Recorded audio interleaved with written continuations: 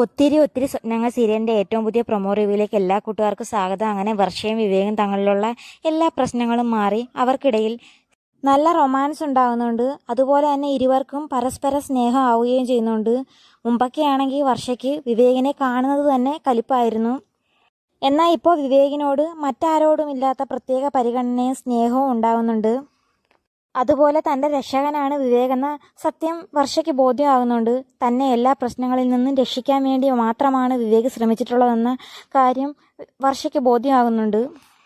അതുപോലെ തന്നെ വർഷയുടെ ജോലി എന്ന് പറഞ്ഞാൽ ഓരോരുത്തരുടെ വീട്ടിൽ ഫുഡ് കൊണ്ടെത്തിക്കലാണ്.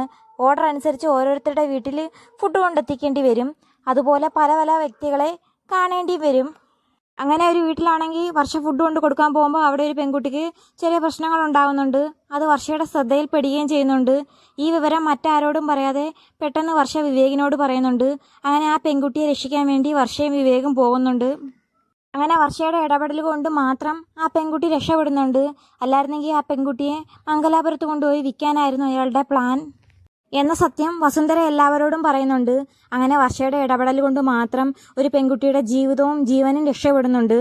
വർഷയും വിവേകും ചേർന്ന് ആ പെൺകുട്ടിയെ തക്ക സമയത്ത് തന്നെ രക്ഷപ്പെടുത്തുന്നുണ്ട്.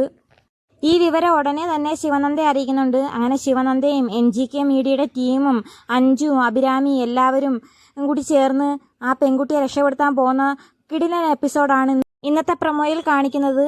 അപ്പം നമുക്ക് എപ്പിസോഡിന് വേണ്ടി കാത്തിരിക്കാം. വീഡിയോ ഇഷ്ടമായ ചാനൽ സബ്സ്ക്രൈബ് ചെയ്യാനും സപ്പോർട്ട് ചെയ്യാനും മറക്കല്ലേ കൂട്ടുകാരെ.